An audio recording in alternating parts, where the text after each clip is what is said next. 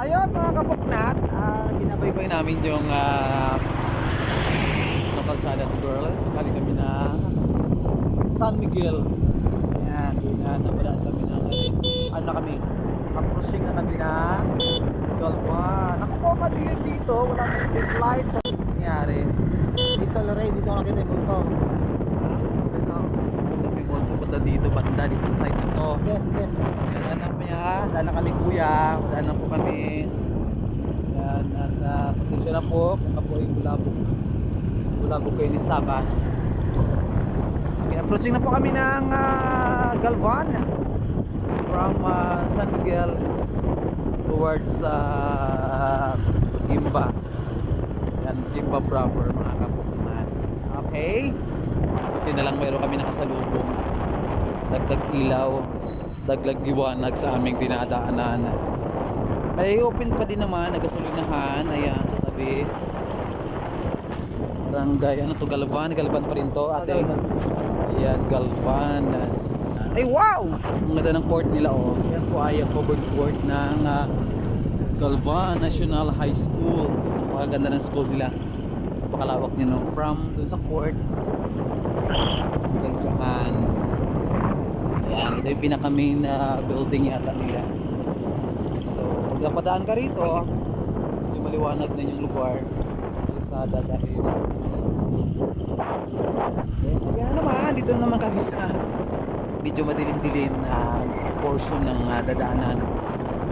Lalo sa kabilaan pala dito ay yan, kabilaan nito ay ano to? Manggang Marikit. Ayan, dinataak na namin yung daanan ng Manggang Marikit. Okay, ingat sa pagmamani oh. Oo nga, totoo lang, wala talagang ilaw dito, walang street lights ano. Eh ganito rito, alam itong daan na to kung ano to, anong highway to. Ito yung magaling sa ano pag ikaw magagaling ng Tarlac going to Gimba, ito yung National Highway, National Road. Ayan, madilim talaga dito, mag-alauna na po ng madaling araw, ito lang ilaw, madilim as in. Mga kabahayan lang dito ang may bibigay ng ilaw dito sa kalsada na ito mga kapuknat. Oh my god, oh madilim talaga siya. Tignan nyo ha, ito may mga ilaw-ilaw na dito. Kusa na sila naglalagay ng ilaw sa poste, nasa ganun medyo maliwanag yung yan. Buti naman may bukas pa dito na ano, na gasolinahan, fill up rather. Bakit ganoon? Bakit ganito kadilim dito? Kanilang kalsada. Delikado pa din na lang, may mga walang street lights. Ayan o, mga nadaanan tayong nagkusap ng lagay ng ilaw sa kanila, especially sa lugar na to. Yung kabilaan yan mga kapuknat, ayan, kabilaan yan na talahib, may talahiban yan.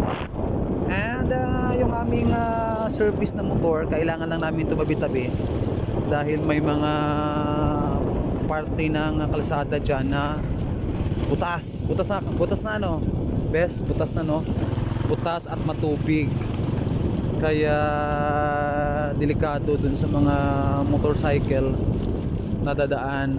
Lalo nito yun, ito talagang malalalim na yung potholes dyan sa gitna mismo ng kalsada. So delikado ito sa ating mga motorcycle. Yan, especially ito itong lugar na ito. Oh, sorry po, tanga-tanga naman ako, walang ilaw pala ito.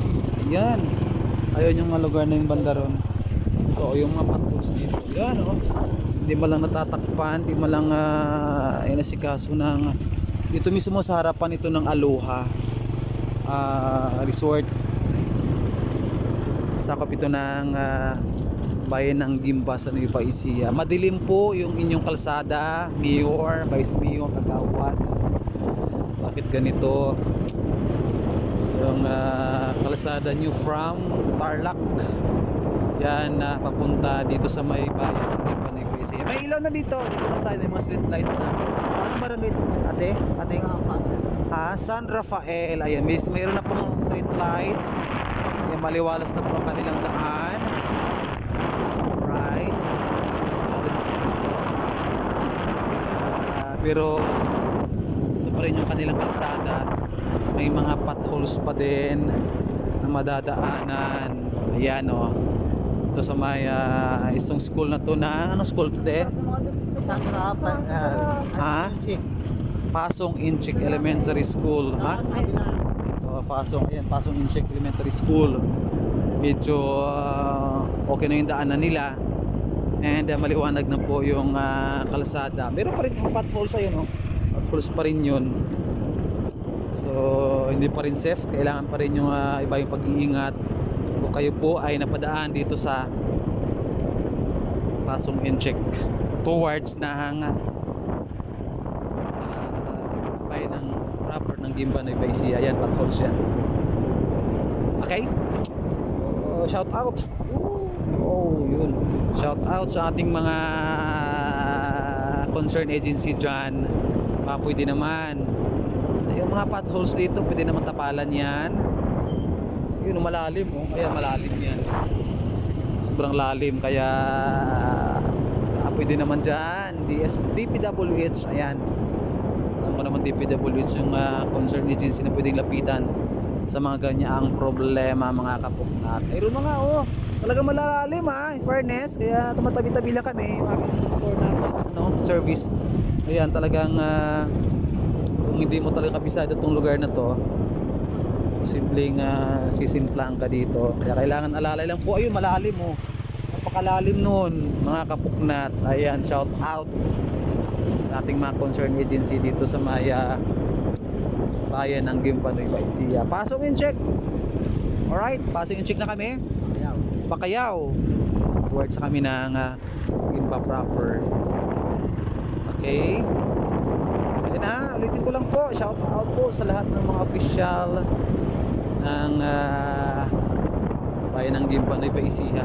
DPWH mismo ng Nueva Ecija. Shout out po sa inyo. Baka pwede naman